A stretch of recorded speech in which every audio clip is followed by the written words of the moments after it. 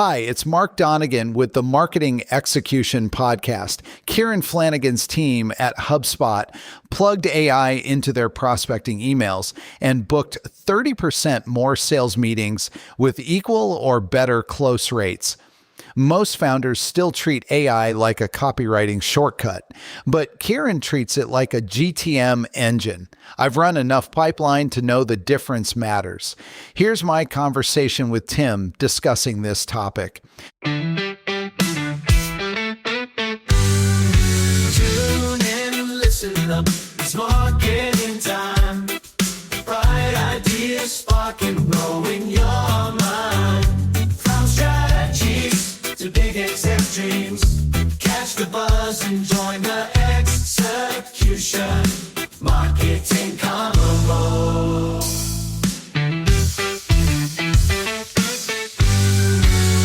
Welcome to the Marketing Execution Podcast. This is the show for tech founders and leaders building B2B products and technologies. We show you how to go further, faster to get the business results you need. From strategies to big exec dreams, catch the buzz and join the execution. Marketing Convo.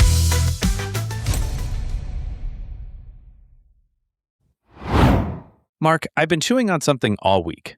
You know how everyone's talking about AI replacing marketers, automating everything, the robots are coming for our jobs? I had this moment where I thought, what if we're looking at this completely backwards? Oh, I love where this is going. Tell me more. So I was listening to this conversation with Kieran Flanagan, the SVP at HubSpot who manages like 350 people. And he said something that stopped me cold. He called AI a creative bazooka for marketers. Not a replacement, a bazooka. Yes, this is exactly what I've been trying to articulate on the Marketing Execution Podcast. Look, there's this massive misconception floating around, right? People think AI is going to do all the creative work and marketers become obsolete. But here's what's actually happening. AI is handling all the mundane stuff, the tool work, the admin, the repetitive sequences. So what does that free up? Time, mental bandwidth, the ability to actually think creatively again. I heard about one founder who spent weeks manually crafting email sequences, and now AI handles the first draft in minutes. But here's the thing, Tim, the idea still matters. The positioning still matters. The human insight that makes something resonate, that's not going anywhere. Okay, but let's get specific here. What's actually working? Like, what are the workflows that are moving the needle? All right, so there are three things I want to unpack. First is personalization at scale. Second is using AI as a research and ideation partner. And third, this is the one nobody talks about, using AI as a chief of staff for team management. Let's start with personalization, because I feel like everyone says they're doing it, but are they really? Most people are doing it terribly. Here's what I mean. Traditional personalization was segmentation-based, right? You have this job title, this company size, this geography, so you get this email template. That's not personalization. That's categorization. So what's different now? AI lets you personalize at the individual contact level. I know of a company that integrated AI across all their prospecting workflows and saw a 30% increase in meetings booked. Same close rates, actually better close rates in some cases. 30%? That's not incremental. That's transformational. But here's the secret sauce nobody mentions. The data set matters more than the AI itself. You need unique data that's specific to your audience. Like, if you're selling to companies with SEO problems, you need signals about their search performance. Generic data gives you generic emails. And everyone's doing generic emails now, so you don't stand out anymore. Exactly. 12 months ago, AI personalization was novel. Now everyone's doing it. So the differentiation comes from your data sources and how you train your prompts. Speaking of prompts, I want to dig into this ideation piece, because I've tried using AI for content, and honestly, it feels kind of mid. That's because most people are using it wrong. Look, AI is not a great content creator. I would never ship AI content directly, but it's an incredible content assistant. What's the difference? So there's this workflow I've seen work beautifully. You take a video transcript, could be a podcast you recorded, could be someone else's content, and you have AI extract what I call viral talking points, educational insights paired with examples, spicy takes that are counterintuitive, data nuggets that are crisp and shareable. Wait, you're basically creating content while consuming content. Now you're getting it. The AI categorizes everything, pulls out timestamps, and you pick the gems. But here's the critical part. You need domain expertise to know which gems are actually valuable. AI found the options. The human makes the choice. So the prompt engineering still matters? Yes and no. The latest models like Claude Opus or Gemini are getting so good that the gap between a sophisticated prompt and a simple one is shrinking. But for specialized work, you still need to modularize your prompts.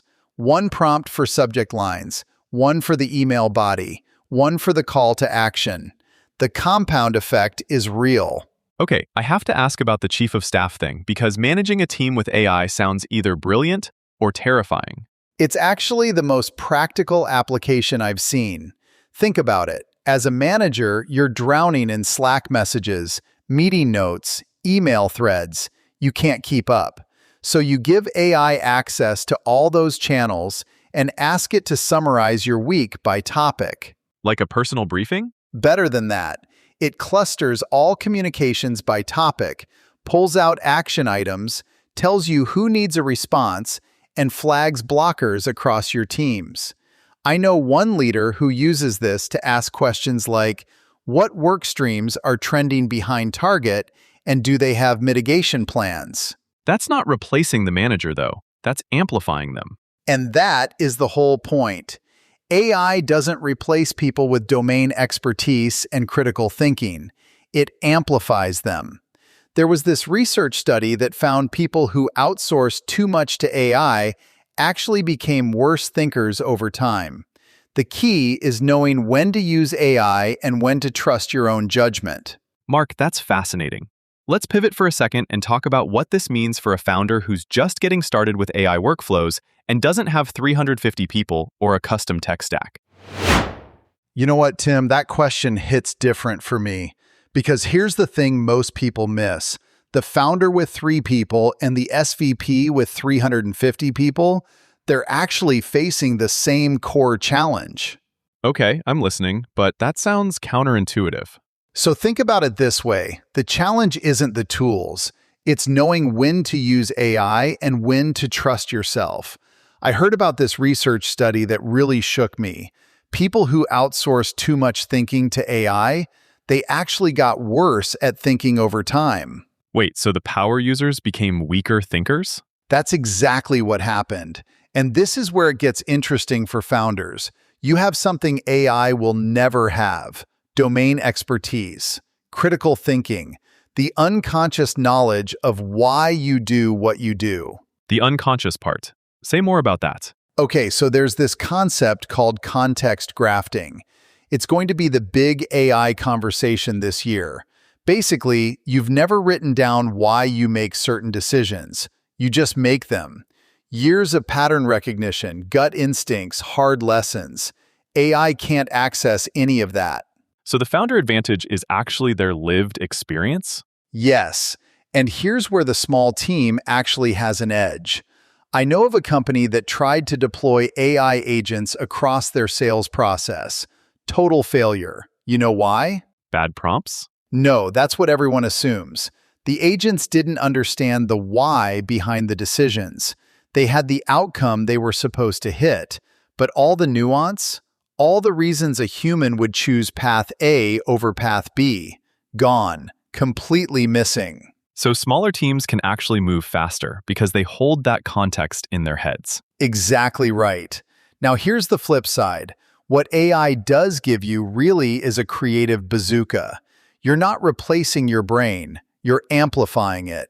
Okay, but let's get real here. A founder listening right now is probably thinking, great, philosophy is nice, but I need to ship something this week. Fair. So let me give you the most practical thing I can. Start with research, not content creation. Research. Why research specifically? Because that's where AI has the highest leverage with the lowest risk.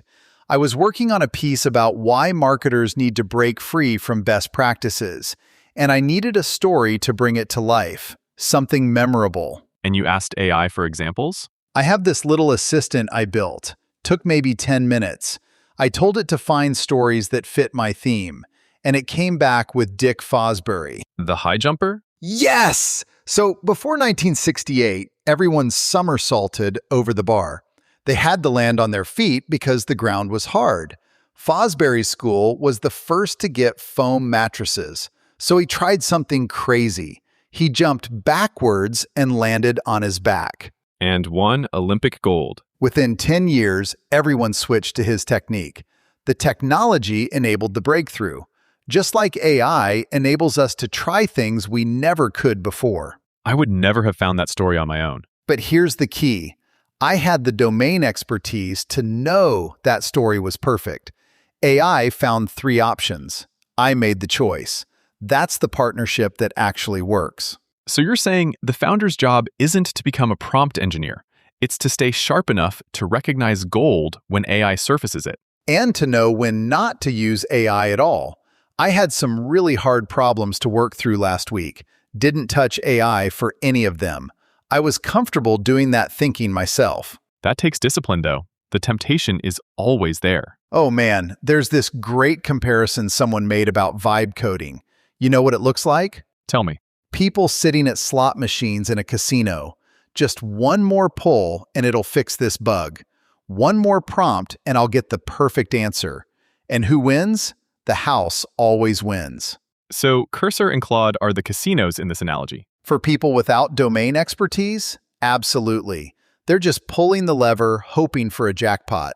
But for founders who actually understand their market, AI becomes the amplifier, not the addiction. This is making me think differently about how we should be training teams on this stuff. The training isn't about prompts, it's about judgment. When do you lean in? When do you step back? That's the real skill.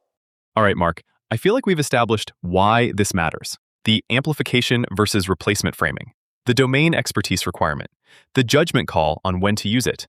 But what does a founder actually do on Monday morning to start building these workflows into their go-to-market motion? Okay, so step 1. You need to pick one workflow, not 5, not 10, one single workflow where AI can help you right now. Why just one? Because most founders try to boil the ocean. They want AI everywhere at once, and then nothing actually ships. So what workflow should they start with? Research. Every single time. Start with research. Not content creation? No, and here's why. Research has the highest leverage with the lowest risk.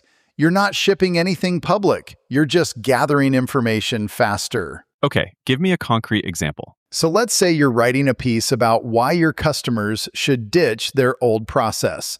You need a story to make it stick, something memorable. And you ask AI to find examples? Exactly. That's what I did last week. Told my little research assistant to find stories about people who broke from best practices and won big. Took me maybe 10 minutes to set up. New technology means you can try things that were impossible before, but I would never have found that story on my own. AI surfaced 3 options. I picked the best one. Because you had the domain expertise to know it was perfect. That's the partnership. AI finds, you choose. Now, let me give you step 2. I'm ready. Build a simple research assistant. Not some fancy app, just a project in Claude or ChatGPT with clear instructions. What kind of instructions? Tell it what you're looking for. Educational examples, counterintuitive takes, data points that prove your thesis. Be specific about your audience. Can you walk me through this? Sure. So you know Miro, right? Miro didn't just sell a whiteboard app. They could have asked AI to find stories about remote teams struggling with brainstorming, teams that felt disconnected. and then used those stories in their marketing? Yes, but more than that. They found their viral loop by understanding the pain. Marketing teams needed a shared space for creative work, not another document, a visual space. So the research informed the whole go-to-market motion. Exactly. Now, step 3. This is where most people mess up. Tell me. When you're using AI for emails or outreach, do not write one giant prompt. Break it into pieces. What do you mean?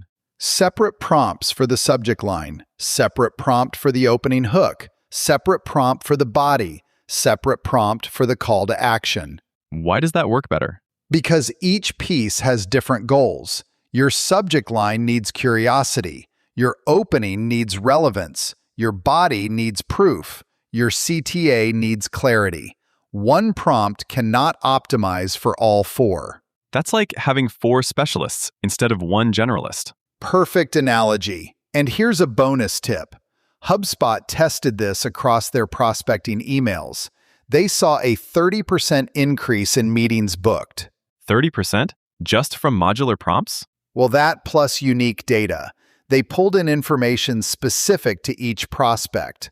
Job changes, company news, industry trends, stuff that made the email feel truly personal. So the framework is research first, build a simple assistant, then modularize your prompts. And one more thing, know when to not use AI.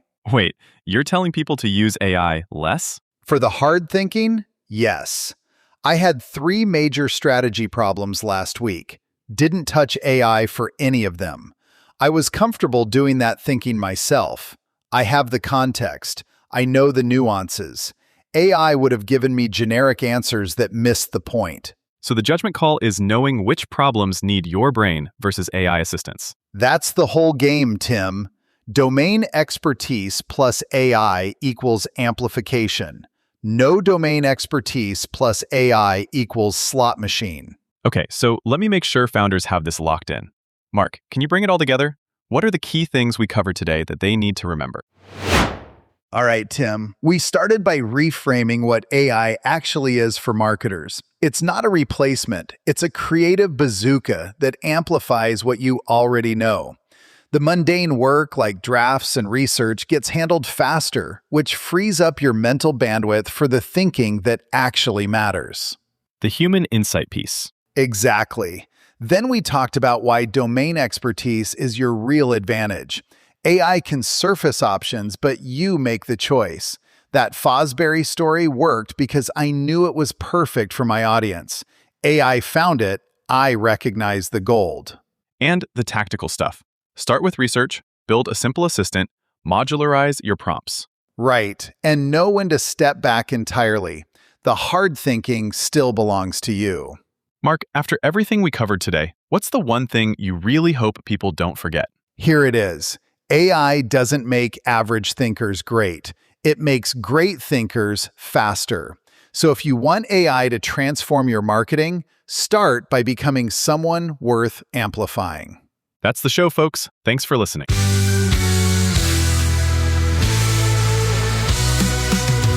The Marketing Execution Podcast is produced by Growth Stage Marketing. We are on a mission to see your company reach wild success using marketing pods. Too big accept dreams. Catch the buzz and join the execution. Marketing Convo. Thank you for listening and being a part of the marketing execution movement and community. To learn how growth stage marketing clients reach more buyers and drive business impact, go to growthstage.marketing. That's growthstage.marketing.